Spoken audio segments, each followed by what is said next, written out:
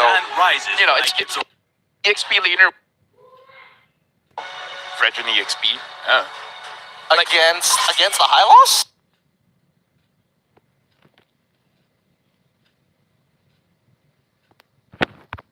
I think this got the Kacha to be an EXP laner. I mean, options are wide open on the table. In terms of the gold lane, the only thing you've seen take out so far was that Bruno in the first phase of the ban. So definitely a comfortability for both Nets and Hiko to be able to get the job done. Now, we got to see, right? If you do go the roam route, I believe Tig is still there. So Tig could go for the side of Vamos. Wait. I haven't seen Nets use 1-1, but that's an option here because they banned out the Faramis, and one of 1-1's weakness is the Faramis. Because I'm thinking, why do you need to ban the Faramis here? Exactly. I was thinking the same thing as well. I'm not sure why the Faramis, and then I would imagine that the Loyi would have come first, and then maybe they start thinking of getting rid of Yves, and then force them to play something a little more awkward, right? But now that we're coming into the first picks of the second phase, I want to see how TS is going to respond to this, right?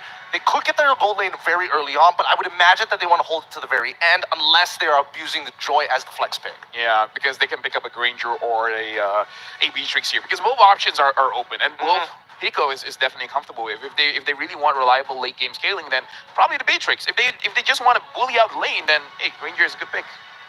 The Joy has just been such a power pick. It poses a lot of questions, right? Because now you see it in the mid lane, which means you could pick up the Eve. Okay. Because it's a flex pick, which means this is going to be Joy in the jungle. Yeah. All right. Something that I want to point out here, there's two, again, you have the Matilda who's able to enable somebody to dash out of tough situations. You have Joy, who I want to see whether or not Vamos thinks is a true problem. We've seen a couple of answers before, but maybe if they're going to experiment once again, I'm thinking maybe even a Minstar might be possible. Or Ruby, you know, or something Ruby. simple. Yeah. Simple like a Ruby. A Ruby would be good here. It has a lot of slow and sustainability as well. Like, the problem is the Joy. Who's going to stop this Joy from rushing in? There goes the CC, a great hero to get to the back line. All right. So they want to win out on that EXP lane. They want to make sure that high loss is, you know, a little uncomfortable here, but now they can still flex it out. That's why Coach Red has done a very good job on this red side draft. Yeah, and right now Vamos is just picking comfort here because the CC is to face up against the against the high loss, because that's a winning matchup. And Harif doesn't have a lot of losing matchup and is one of Net's comfort heroes. So Vamos, they're just going on pure comfort, and then we'll see how this works out for them, because there's a chance that Team Spirit can counter this Harif pick. And now, you know, it poses the question, what's going to be slotted in that gold lane? I mean, there's still pretty much everything on the table minus that Harith. I mean, you can still see the Granger, you can still see the Beatrix sneak up in there. Hiko's definitely got a deadly Beatrix, but you have to worry about that AOG, right? You got to worry about that Katat getting to the back line as well as that CC. And there we go. The 1-1. I mean, I was talking about the 1-1, but I feel like it was going to be a good pick for Vamos, but they're like, you know what? It's open. Might as well give it to Hiko, and Hiko has used the 1-1 before to amazing success. Thank you very much to the panelists, Gideon as well as Steph Weezy, but now we're throwing it over to Brigida as well as Mirko to call this game. Thank you so much to our panelists. And similar to game number 1, I think we're heading into this match with yet another surprise from Team Spirit. Coach Red is feeling it today. He's been showing us some unique drafts since game number 1, so we'll see how Vamos will respond to this, because if it's just a matter of comfort, I think they're very much comfortable again with their lineup. Technically, Ren is the defending champion, right? He was the M5 World Champ, so he's the defending coach World Champion here at the M6 World Championship. And you can definitely see the experience here. I was thinking maybe something like a Clint to go and double down on the front to back with the Yi, but they go for the 1-1, so extra aggression. Say One Shot wants to go in, 1-1 can do that. If they want to kite back, 1-1 can do that too. I mean, they didn't really decide to go for a safe option, right? Even the Granger, in terms of range, if we're talking about range, those are some of the options that they can potentially pick up, but they really wanted to go for the aggressive plays. So we'll see if that will really happen in this game, because Vamos, they should have learned their lesson. Team Spirit is really a very methodical team, a very patient team, so they cannot afford to go all out and make the same mistakes once again. So still, of course, not letting go of that potential aggressions, because we're seeing it right now from Sorn, but Team Spirit, they really know how to play around this. But wait, what? Warlord in the EXP lane? Oh, both of the mid laners are in the EXP lane. It's a full lane swap done by Spirit and Vamos. I think maybe it's because Team Spirit initiated this, right? Because there's no way Vamos wanted the mid lane to be where CC would be. He wanted CC to go lane up against Bamba, but because it's such a bad matchup for the high-lows, they decide to lane swap over to the mid lane to give Bamba a better laning phase. And up top, it's basically the same, right? Valentina, it'll go as is. Great setup too, by the way, for a skirmish. Zorn gets in the taunt, one shot still able to dash back and forth. Oh my goodness, that damage smooth with the yo-yos. Even with Bamba and Sawo to provide sustain, it was not enough. Even with the revitalize, even with all that, Team Vamos, this is clearly the type of early game that they want to play, and it's something you would expect with the CC in the mid lane. It wasn't directly towards interrupting the jungler of Team Spirit, but then the moment that they saw each other in that Riverside, it inevitably led to that death by one shot, and that's not a great start, definitely, for Team Spirit here.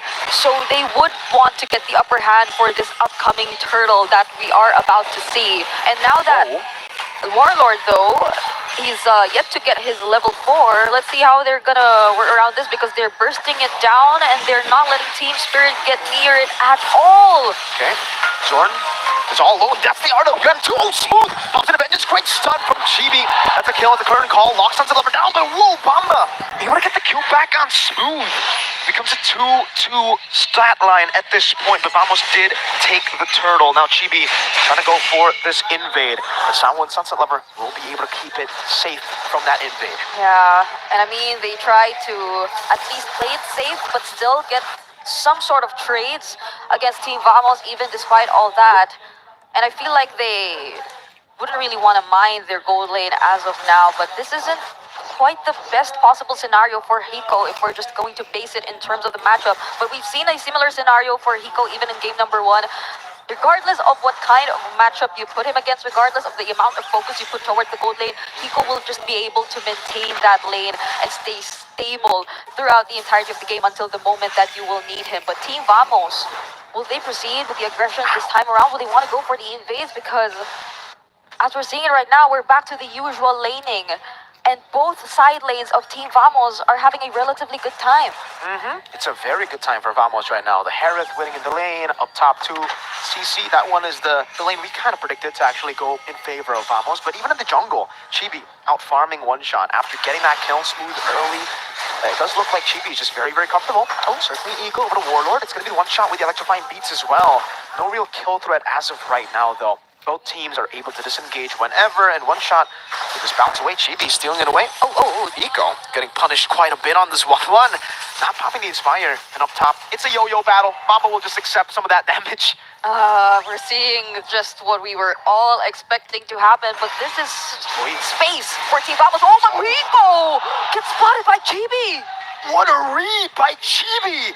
And that sets up perfectly for the next neutral objective. It spawns in right as Hiko died. That should be a free neutral objective. Yeah, I mean, no one else is probably going to attempt to contest this turtle, knowing that even all the side lanes, the mid lane even showing himself in the mid lane, it's only just Chibi taking that objective. Now they will immediately transition to stealing away this purple buff from a one shot, but will they be successful in doing so? One shot still has the retribution, but so does Chibi. And the skirmish is really happening. Oh, they take it away. That's the combo. The arrow into the retribution. Great usage of the arrow to get a bit more HP to secure it. One shot will use the retribution.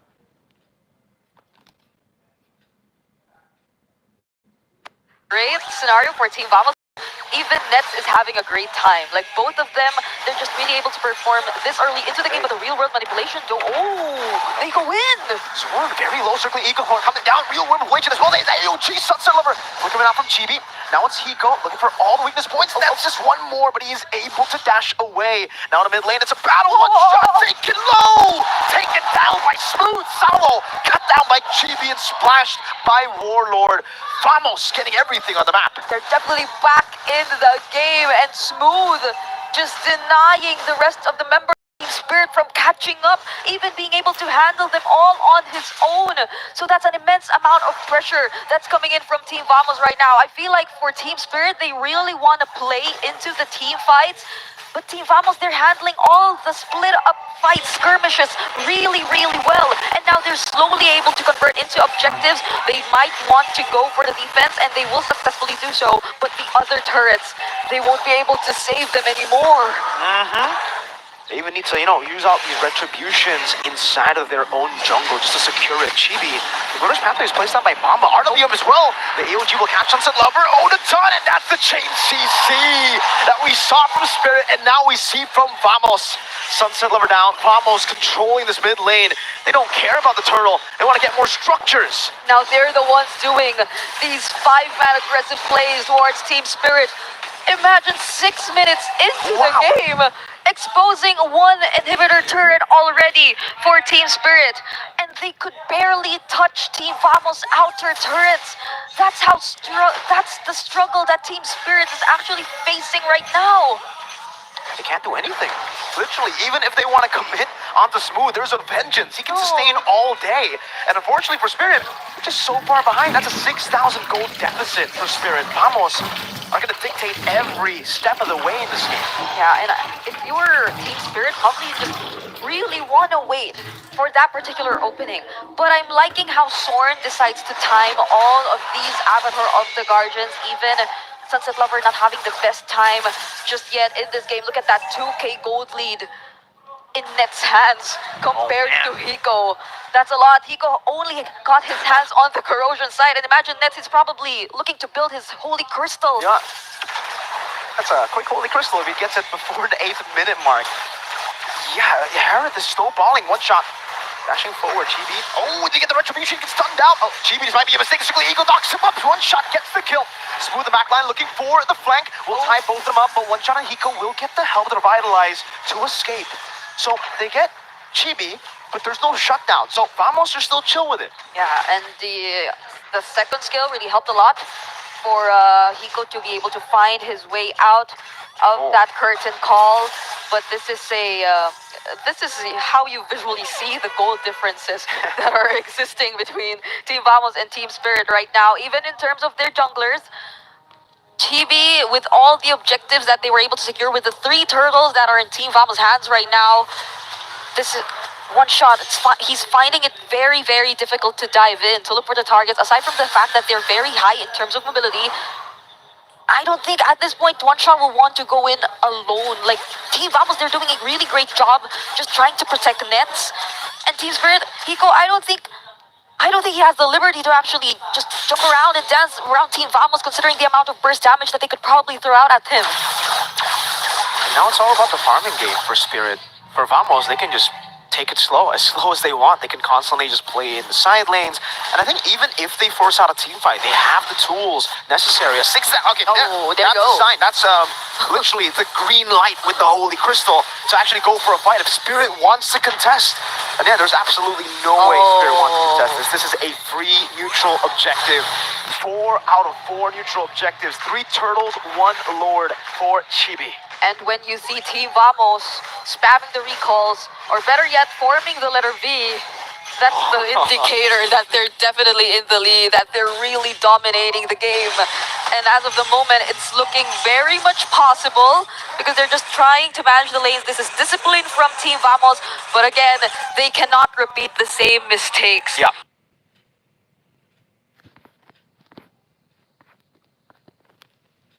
Could eventually turn things around once again for Team Spirit. So now they're looking to just sync up the lanes, but Chibi, one shot! Chibi very low. One shot might be here. He picks up the holy crystal. He's trying to run away. He will be able to run away. Chibi gets the BOD, already using retribution earlier. Has that ball enough time? Lord of the mid lane. Holy defense still attack will be popped, and the Lord will be cleared out. Whoa. One shot might have actually defended, helped Team Spirit defend from the first Lord. Yep. And Chibi didn't really risk it anymore, but will he be able to catch one? Okay. My lord. That was close. The evil Queller.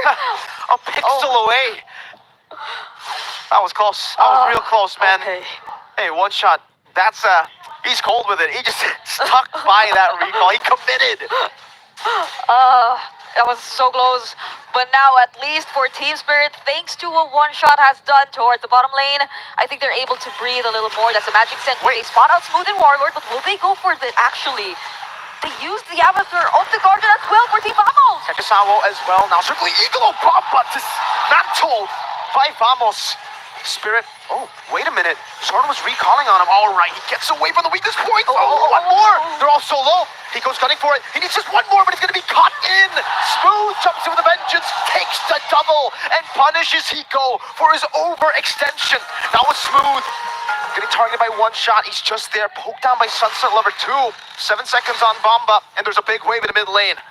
And interestingly enough, it feels like Team Spirit are taking advantage of all the range, the Void Crystals. They're trying to slow Team Vamos down, but will they be able to slow them down? They're very low. The mid waves will be dealt with. One shot saber, survive Warlord's flash of damage. Now the mid wave still available, but Team Vamos in similar fashion, capitalizing on a mistake, shoots it in and takes game 2. It is now 1-1. With just the glorious pathway down, Team Vamos' call was to proceed with the fight, and they need not wait for any other objective. They just forced their way through, and they equalize the series.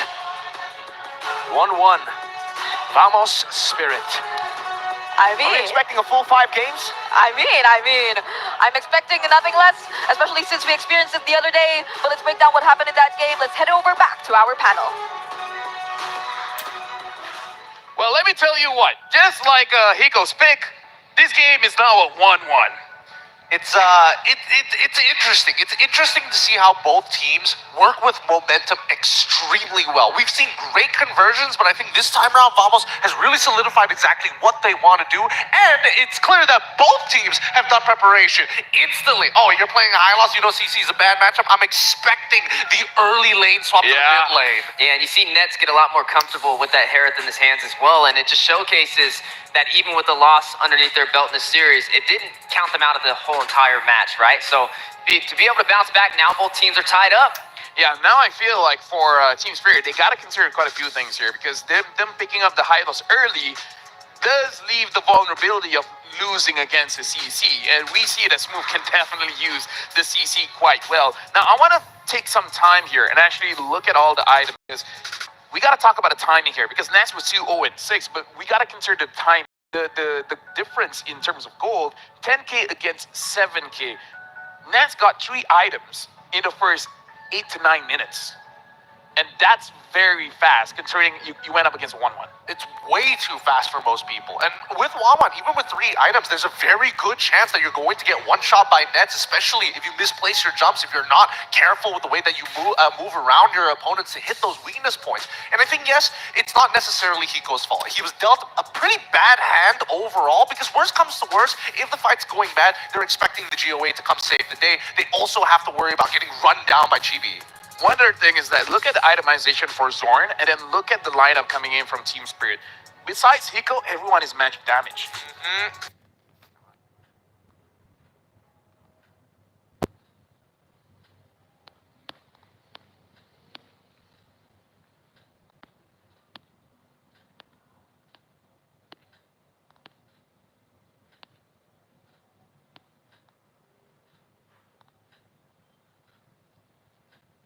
Boys, kailangan nyo rin ba ng translator? Kailangan ba nila ng translator? Kailangan nyo ng translator?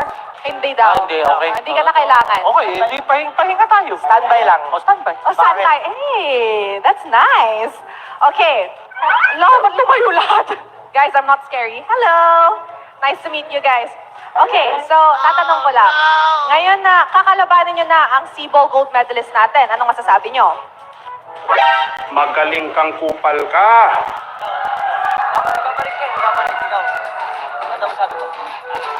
Gusto ko ng testing kung kaya ko pa maglaro. Okay. Zumba, keren ni Jay.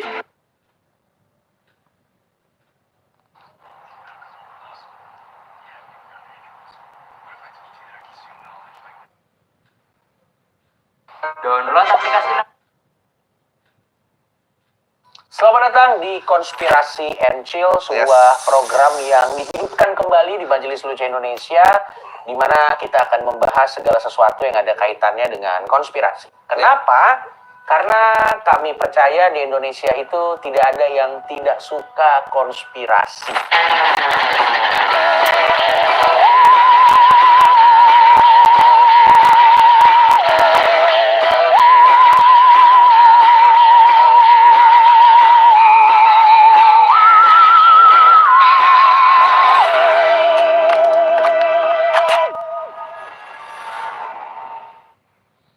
Gue percaya bahwa lebih banyak orang hafal konspirasi daripada pendidikan sekolah ya.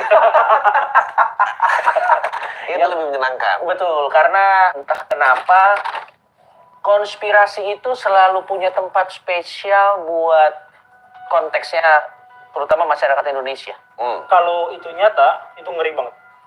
Emang nyata? Kalau pernyataan bahwa orang Indonesia semuanya konspirasi dan konspirasi lebih diminati daripada pendidikan di sekolah, itu salah satu yang menandakan bahwa tahun 2045 kita akan lebih mungkin punah daripada maju sebagai bangsa. Waduh. Ngeri nggak sih? Nah, tapi seandainya dibikin, itu kan tadi jokes. Nggak, itu real. Itu real. Benar. Jadi untuk membangun kredibilitas episode perdana ini, kita kedatangan dari kalangan pendidikan ya. Akademisi. Karena memang dia adalah guru bersertifikat. Ya, jadi kita berusaha meluruskan image beliau yang sudah kayaknya orang-orang salah persepsi. Betul. Entah kenapa, padahal dari nama brandnya sendiri aja guru tidak ada. Kecuali namanya begitu. Iya. Betul. Kecuali namanya menggunakan embel-embel tertentu. Namanya guru gembul kan sudah sangat umum, ya. Iya. Tapi tetap aja ada orang yang merasa bahwa lu terafiliasi dengan sebuah kaum tertentu gitu. Mungkin jenggot lo kali ya. Iya. Ini peternakan kutu sebenarnya. Iya. Ya enggak lah, canda. Jadi kita mau bahas apa nih, Cok? Ceritanya. Kita akan bahas sebuah konspirasi yang menurut gua beberapa kali ini naik terus, terutama di dunia mainstream, mengenai asal-usul manusia katanya datang dari alien. Jadi ada sebuah konspirasi, ini juga ada buku-buku yang terbit, yang cukup populer juga, dan ini juga diadaptasi di History Channel, jadi sebuah program yang banyak diminati juga, namanya Ancient Alien. Ancient Alien, yang kalau kita lihat salah satu pembicaranya selalu jadi meme, yang orangnya rambutnya berantakan itu. Ada teori yang mengatakan bahwa civilization kita, atau bahkan bangunan-bangunan seperti contohnya piramid, atau beberapa bangunan lain, itu tidak murni dibangun oleh manusia, tapi dapat bantuan dari ekstraterestrial atau dari alien gitu. Yang mana terlepas dari apakah ini benar atau tidak, gua sih menanggapinya sebagai konspirasi yang seru untuk diobrolin. Justru. Dan kebetulan kita lagi bersama seorang akademisi, guru gembul. Sekarang gua mau nanya dulu deh. Ini mau berubah alien. Bukan jadi alien. Gua mau nanya deh sama lo. Buat lu, Kang, kan selalu ada asumsi yang mengatakan bahwa bangunan-bangunan seperti piramid dan sebagainya itu di luar kemampuan nenek moyang kita saat itu untuk membangunnya. Kalau lo sendiri nih dari akademisi melihat hal itu tuh seperti apa? Apakah memang iya atau statement tersebut malah mengecilkan kemampuan kita sebagai manusia itu sendiri? Kalau lo ngelihatnya gimana? Tapi saya jelasin yang awal dulu gitu ya. Boleh, silakan. Tentang teori konspirasi, kenapa kalau banyak yang minat itu kemungkinan bahayanya besar. Jadi gini, teori konspirasi itu adalah gosip ilmiah. Jadi maksud gosip ilmiah itu adalah teori konspirasi, ada yang benar, ada yang salah, dan hidup ini penuh konspirasi. Tetapi orang yang percaya pada teori konspirasi itu adalah orang yang percaya pada pernyataan tanpa konfirmasi. Jadi misalkan gini, moon landing misalkan gak ada tuh orang yang konspirasi itu ngobrol langsung dengan NASA tuh gak ada. Jadi mereka berkata begini, yang mereka tuduh itu tidak mereka konfirmasi. Itu yang pertama. Dan yang kedua itu adalah teori konspirasi yang semacam itu sudah ada penelitian, ada 2 jurnal ilmiah yang pernah menjelaskan bahwa orang yang percaya pada teori konspirasi biasanya adalah fakir miskin. Biasanya. Betul. Biasanya fakir miskin atau yang baru lihat Google setahun 2 tahun. Atau mungkin kalau yang kaya, OKB. OKB orang kaya baru maksudnya. Tapi soal Mesir ya. Nah, termasuk soal Mesir gitu. Gimana sih? Apakah manusia di zaman dulu mungkin bikin yang kayak gitu.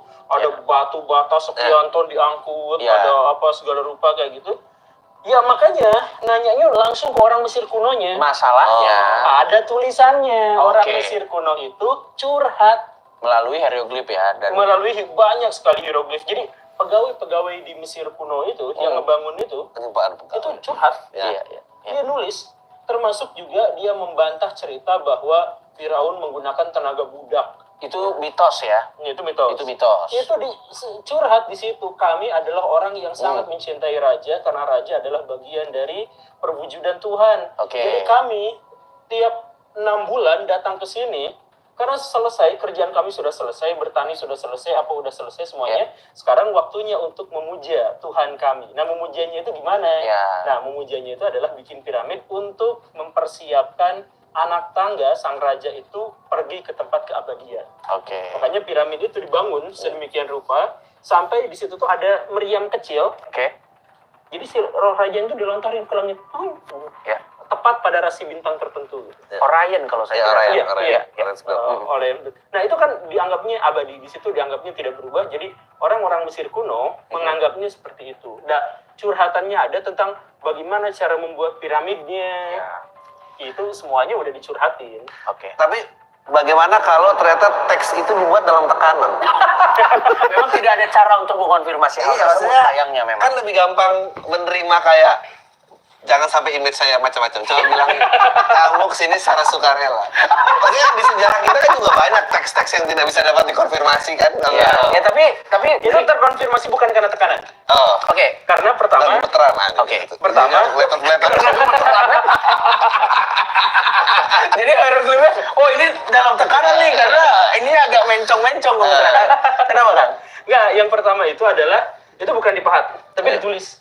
I see. Ada dalam tintanya. gulungan. Ada tintanya. Ditulis di tembok. Baik. Ditulis kayak gitu. Dan mereka tuh ngocehnya sekenanya gitu. Ada tulisan di situ, gua mah santuy aja.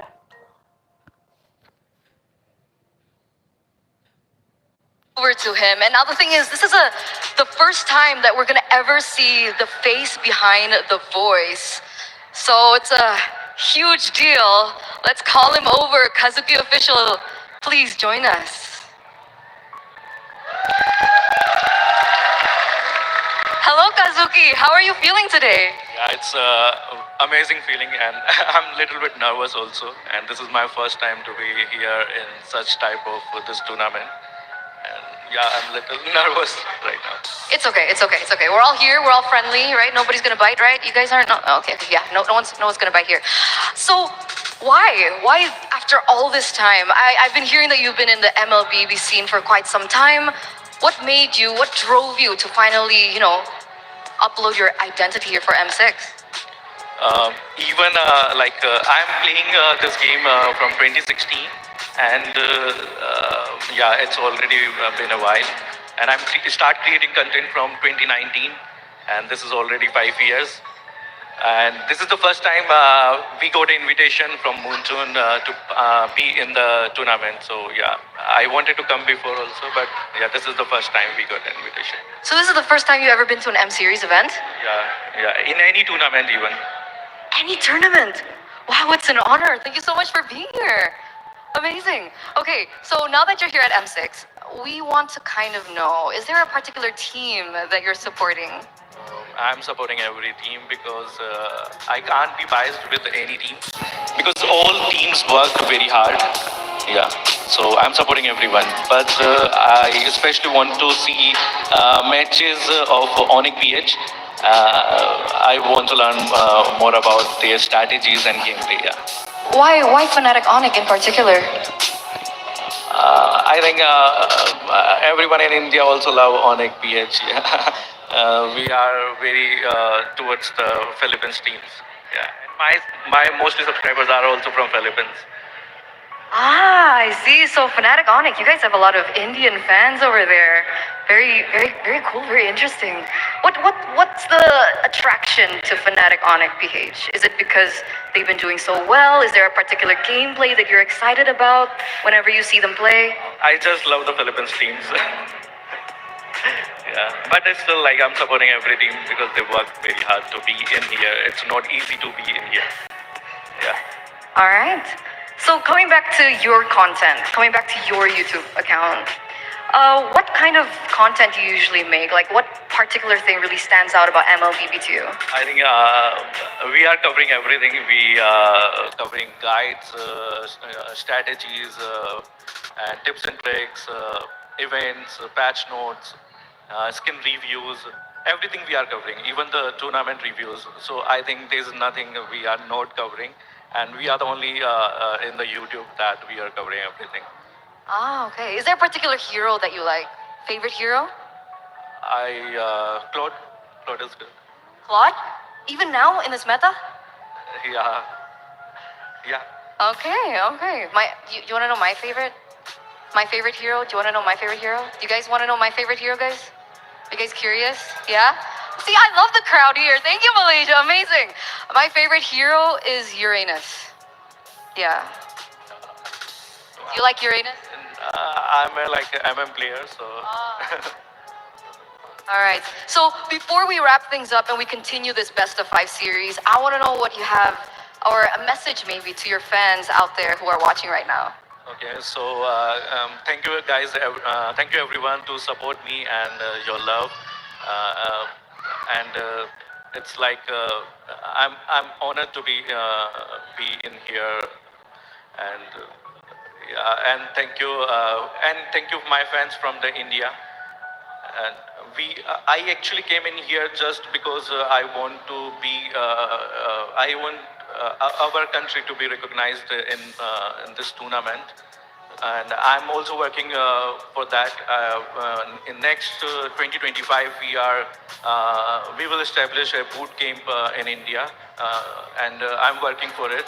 And I will support many players in India. I will make opportunities for them, and we will also host tournaments in there. And so, guys, this is the time you should again start the game. Who left the game? This is I just believe in me and believe in Moontoon. We will have an opportunity to be in the tournaments. So, guys, this is the time. All right, thank you so much. We're gonna look out for that real soon. So once again, everybody give a round of applause for Kazuki Official. And we're gonna throw it over back to the panel. Thank you very much, Kazuki Official, by the way. Eterna, shout out to you. Very nice phone. And let me just tell Eterna, Gideon absolutely hates Uranus. Bad take. Terrible take. Awful take. Just the worst of the worst. Right? Like we've seen Uranus all around, but we really don't like it. It's a good thing it's not meta right now. Yeah, thank God. Whew. At the bare minimum, shouts out to Kazuki being brave enough to stand next to a Uranus lover like that. Oh, terrible. Eterna is too much. It's just too much. Eterna is too much. What's your favorite hero? Honestly, because of my ADHD, it keeps on changing. But one of my favorite heroes for sure is the Grok Execute. Oh, those were back in the days. That was back in the days. But now, we have a code here, so let's actually check that out. We'll talk about favorite heroes there. I know maybe I'm skewed towards Matilda, but anyways, a test of teamwork. It's not that Liquid ID became stronger because we were weak. This is from One Shot, by the way. In our match against them, there was a lot of miscommunications and disconnect within the team. Some of us ended up as sitting ducks, unsure of what to expect. Against Vamos, we won't rely on mind games. Instead, we'll focus on playing our own game, securing objectives, and taking the win. And honestly, this is some pitfalls that I see a lot of teams where they overthink things, and then they should have just gone with the basics. All I have to say is I knew it. I knew they weren't playing exactly their strongest game. I totally agree. There was a couple of moments where they're like sitting ducks for no reason, and especially after the performance that we saw from the Swiss stage, it was a little disappointing that they lost in that fashion. So at least with One Shot, given that code, it's validation that yes, we were the weaker team at that point of time, but we can see it right now against Vamos. They are playing not really a different game, but they're not overthinking too much. That's interesting. What does Brigitte think? Oh yeah, for sure. No, I agree. Totally. 100%. Honestly, I like her takes. Yeah. I really like her takes. But now we were able to talk to Kid Bomba, and let's see what he has to say. could you tell us the reasons for your loss against TLID? And he said, we lost because it wasn't a team effort. Not everyone.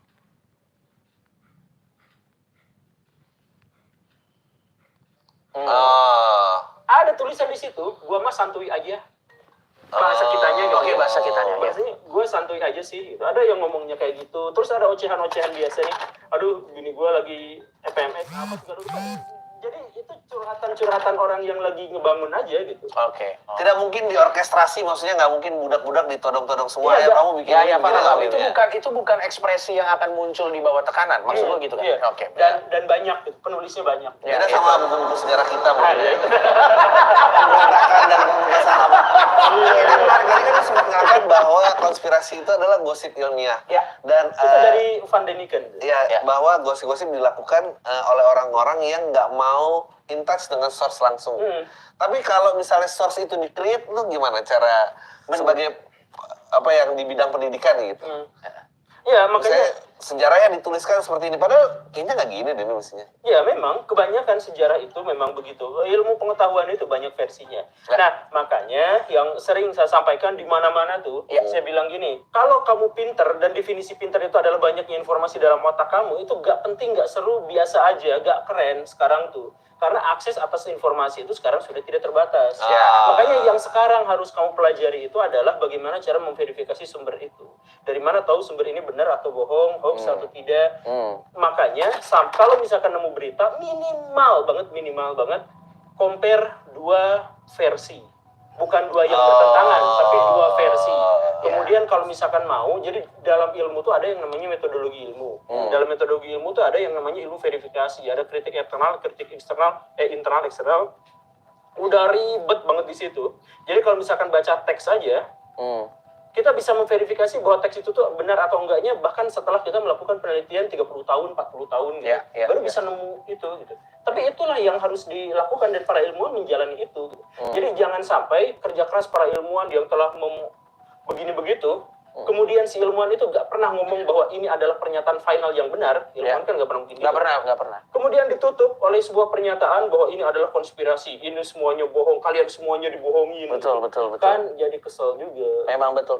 Dan gue pernah lihat ada beberapa konten di mana praktisi keilmuannya yang memang sudah mengabdikan hidupnya untuk mempelajari sebuah keilmuan tertentu berhadapan langsung dengan praktisi konspirasi yang mana kalau berdasarkan yang sumber tadi itu adalah gosip ilmiah yang sangat meyakini bahwa sumbernya adalah kebenaran, mereka berhadapan-hadapan dan bertukar pikiran. Sangat terlihat kok betapa frustrasinya si praktisi akademisinya yang mana setiap mereka ditanya sumber pasti jawabannya nggak pernah akurat gitu. Ya misalnya contoh kayak ya tapi kan hukum gravitasi ini adalah sesuatu yang diciptakan oleh elit global gitu. Apapun salah elit global nggak dan di situ gue ngeliat tuh ilmuannya itu bahkan udah nggak bisa berkata-kata lagi. Dia bahkan tidak tahu mau mulai dari mana untuk membuka percakapan saat bahkan tidak dimulai dari level yang sama gitu. Tapi masalahnya, celakanya sekarang, IQ orang Indonesia tuh terjun bebas sekarang. Memang Indonesia apa dunia? Dunia iya. Oh ya. Tapi yang paling terjunnya jatuh itu Indonesia. Sampai hampir masuk level debil. Mohon maaf ya. Dan ini data yang berbicara, bukan lu yang berbicara. Itu ada medianya. Langsung aja kita tampilkan karena guru-guru sudah terlalu banyak kasus. Maksudnya 78% rata-rata IQ yang dimiliki oleh anak-anak Indonesia zaman sekarang. Salah siapa itu Pak Guru Gembul? Salah orang yang bikin konten tapi lucu-lucuan doang. Wah, salah kita semua dong. Saya termasuk dong. Enggak lah. Itu kita sistemik sih. Itu terlalu banyak untuk bisa kita point of view. Kita nggak bisa tunjuk satu gitu. Paham gua. Kita biar nggak terlalu melenceng jauh dari topik. Jadi kan piramid ternyata ada curhatannya orang-orang ini dan dia berusaha memuja Tuhannya. Berarti kan yang adalah Firaun. Berarti kan tidak dalam bentuk paksaan dan apa tadi kita topik pertama alien tidak mengkickstart peradaban kita. Tapi kalau yang disembah ternyata alien, masih gini. Itu misalnya kita masuk ke ranah itu. Kalau ternyata yang disembah alien gimana? Ada ilmuwan palsu. Yang namanya adalah Erik von Däniken dan dia adalah orang pelopor yang menulis buku Chariot of God. Oh iya, itu yang sangat populer itu. Populer Yang banget. Dia mempopulerkan. diterjemahkan ke puluhan bahasa, termasuk juga bahasa Indonesia. Saya pernah bacanya. Kemudian dia kumpulkan gambar-gambar di seluruh dunia yang menunjukkan indikasi atau versi dia itu adalah bukti bahwa alien turut campur di sini. Misalkan lukisan Firaun yang di atasnya itu ada bulatan ya, tahu saya. Iya. Nah, mungkin kita akan lihat gambarnya di sini ya. Iya. Bahkan ada gambar Bunda Maria dengan Yesus. Betul, ada aliennya. Aliennya, yang tahu. seperti itu. Nah, ini kalau kenapa tuh? Ya lucu aja orang berusaha bikin buku meyakinkan orang lain ada alien. Tapi nggak apa-apa karena pada waktu itu pada zamannya, jadi zaman ketika buku itu dibuat, Amerika Serikat tuh lagi gonjang-ganjing gara-gara perang dingin, semuanya kacau. Jadi LGBTQ munculnya di situ, revolusi seksual di Amerika Serikat munculnya di situ, pokoknya hippies semuanya muncul di situ. Nah, termasuk buku itu munculnya di situ. Jadi ketika Amerika Serikat sedang panik, sedang goncang, sedang goyang karena takut perang dingin, takut perang nuklir, Soviet punya kekuatan yang sebesar itu, yang bisa aja besok kiamat itu bisa aja terjadi gitu. Nah, dengan itulah muncul berbagai yang aneh-aneh di Amerika Serikat itu. Salah satunya itu adalah ini. Dan lebih anehnya lagi adalah itu kemudian diamini oleh sebuah buku lain yang ditulis oleh orang lain, Zakaria Sitchin. Itu juga terkenal beliau. Zakaria Sitchin itulah yang kemudian mempelopori cerita panjangnya Marvel. Jadi bahwa manusia itu ciptanya alien. Ini tuh sebetulnya kalau di zaman modern ini hanya stitch TikTok aja sebetulnya. Jadi buku bersambung dengan buku itu sebetulnya stitch TikTok aja kan, beda zaman aja. Enggak, tapi mari kita masukkan ke sesuatu yang sangat mengerikan. Apa? Bahwa itu yang kita ketawain itu masuk akal. Itu dia. Gini, tapi mungkin nggak bahwa misalnya Amerika tadi gonjang-ganjing dan segala macam. Jadi dalam keadaan panik untuk biar masyarakat ini nggak tahu problem yang sebenarnya, dia dialihkan terhadap sesuatu yang nggak nonsense. Jadi ini di blow up gitu, bukunya jadi seolah-olah banyak. Terlepas dari masuk akalnya ini, kita kesingkirkan ini ada konspirasi itu bukan terjadi. Sebaliknya justru. Karena si Amerika Serikat memberikan kebebasan tentang Jepang gila bangkit lagi, Honda ngalahin Harley, kemudian Soviet. Nah, justru karena dibukanya terlalu lebar, si orang Amerika Serikatnya panik, muncullah gereja-gereja yang aneh-aneh. Iya betul, memang di zaman itu memang. Muncullah satani, Iya. gereja setan dan sebagainya munculnya itu tahun segituan. Pokoknya di era perang dingin aja, setelah perang dunia kedua dan sampai tahun 90-an itu kacau banget di Amerika Serikat perubahan sosialnya itu. Kalau itu masuk akal gimana? Soalnya saintis sekarang mulai membuka kemungkinan bahwa walaupun versi alien itu fix hoax, tapi ada kemungkinan yang lain nih. Yang adalah bahwa kita memang diciptakan bukan oleh Tuhan, tapi oleh entitas lain yang sama-sama makhluk. Dan itu bukti terkuatnya saat ini apa, Guru Gumul? Bukan bukti terkuat. Atau indikasi terkuat mengarah ke sana? Terkuatnya itu, jadi ada... Kenapa kita? Ya lucu aja, tiba-tiba kita bicara karena memang kita lagi ngomong konspirasi, men. Kita pura-pura pinter aja. Ya oke. Iya. Ini akan jadi kitab baru nih, lihat aja nih. Coba sekarang klik di Google, itu ada yang namanya holographic universe. Di dalam holographic universe itu dikatakan bahwa kita tuh sebenarnya dalam bentuk hologram. Ini tuh nggak ada. Ini tuh nggak ada. Nah, saya cubit ini kerasa nggak? Kerasa. Ini hologram sebenarnya. Hologram yang super canggih. Jadi pikiran yang sederhana. Kayak Matrix sih, teori Matrix. Nah, iya. Ya di dalam real Nah, jadi kita diciptakan oleh entitas lain, entah itu makhluk masa depan, entah itu alien, entah itu AI, itu apapun. Tapi yang jelas dia menciptakan satu hologram yang sangat sempurna, yang kemudian memberikan kepada kita tuh dunia. Jadi mereka tuh ibaratnya lagi main game. Nah, main game. Terus kita tuh karakternya gitu. Kan karakter di dalam game sekarang udah mulai bisa berinteraksi sendiri, berinteraksi apa segala. Kita AI bagian dari game tersebut. Simulasi. Jadi, simulasi. Jadi seandainya orang zaman sekarang aja udah bisa menciptakan karakter sedetail itu, bagaimana kira-kira orang yang 10.000 tahun yang lalu, 10.000 tahun ke depan hidup?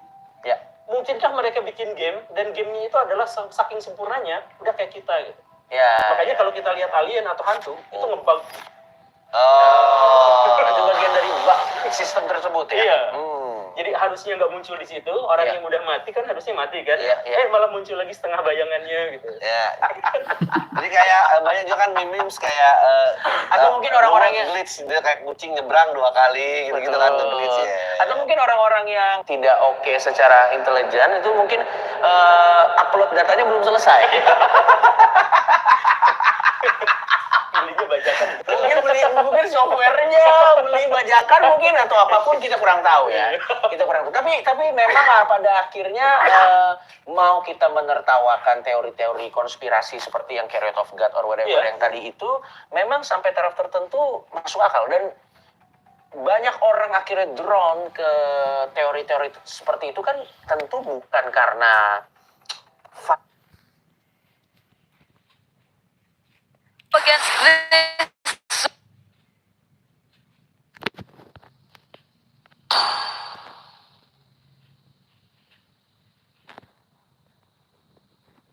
Let's just rely on the guiding wind. Playing with pixels. Oh, almost death. My goodness, what an action-packed early game we're seeing with a lot of early invades as well. But don't forget that the M6 Pass is available from November 11 or November 18 to December 29. Complete all tasks achieved the level 75. But again, we're back in the game. On shot. Oh, he seems very, very low. But at least Sao and Kid Bomba are there to aid him. There's no prio in this lane at all for the Fredrin though, because usually, at least when we see the Fredrin 2, we usually see the concussive blast. This is more of a pure tank Fredrin for Bomba. He wants to just sustain in the lane with the Revitalize and the Brave Smite. That means clear speed is going to be a problem. And when it comes to prio in the XP lane, you kind of need clear speed with how neutral objectives are played. Team Spirit don't really have that. This is a team fighting composition. Purely team fight. If they fall behind, Vamos are just going to siege every turret for free. Definitely. And for Team Spirit, it seems like you'd have to take them front to back. Like, at least you'll have to get past Kid Bomba. You'd have to get past the one shot. But Team Spirit, on the other hand, they also have ways to access and penetrate Team Vamos and their lineups. But that seems like a problem as well for Sunset Lover. Like, how easy would it be for Sunset Lover to look for targets, to look for a pickoff, or at least to disrupt Team Vamos and their positioning with the Joy in this kind of situation? Because at the very least, since Team Vamos got their hands on the Irithel, this is the type of marksman who makes it hard for you to actually chase after the Irithel, to make it hard for you to look after him. But they go in with the Spear of Alpha. Oh, he's going to be taunted down though. Fredrin comes in with the Revitalize too, even with the guiding wind. Chibi follows through. It's first blood. Oh, a big appraisal wrath. But what are you going to do against the two tanks? Sunset Lover. Now with electrifying beats. Oh, shadow kill. Vengeance used. Guiding wind. Terrified. One last shot for Smooth, but Sunset Lover gets away. A disaster for this team fight comp in the early game. And we aren't seeing Team Spirit play their composition in its most aggressive way possible. Majority of the guiding winds are really to save, interestingly, Sunset Lover from all of the times which he tried to go in and look for the kills against Team Vamos. And I must say, the innate tankiness that Team Vamos has in their hands, even with just the Valentina who decides to constantly put on the pressure and join the skirmishes in the early stages, it's not one of the easiest mid laners to take down. Definitely, this isn't the best situation for Team Spirit, but as far as we know, they're also relying on Hiko to get his items. They're also waiting for the farming, the scaling, and the team fights, as you've mentioned. But if we were to just observe them laning based on their laning phase or one-on-ones, I don't think we'll be expecting that much action from Team Spirit just yet. Yeah, I don't think they have enough damage to deal with Vamos right now. Like, I mean, maybe if they get to the late game, then Mr. Joy is gonna hurt, but yeah, I don't know. Even Hiko's gonna have such a tough time against the Irithel. It's always something that, I talk about. I'm a 1-1 main. Whenever 1-1's pick, I'm like, oh, please ban the Irithel. They banned the Harith, which I understand why after seeing last game. But the Irithel wasn't banned. They still decided to go for the first pick 1-1 in Red Side second phase.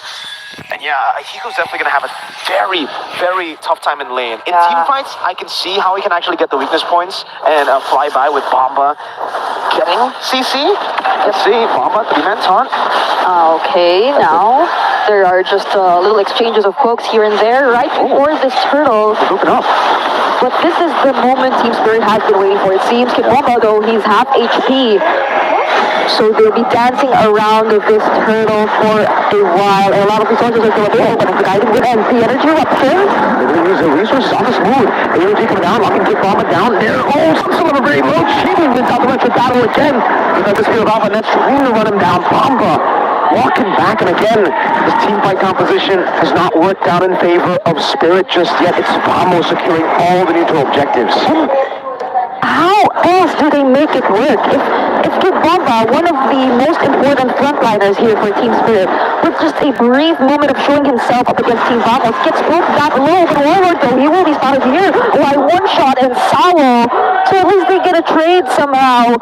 But that doesn't mean much. They're not able to necessarily convert it into other necessary objectives just yet.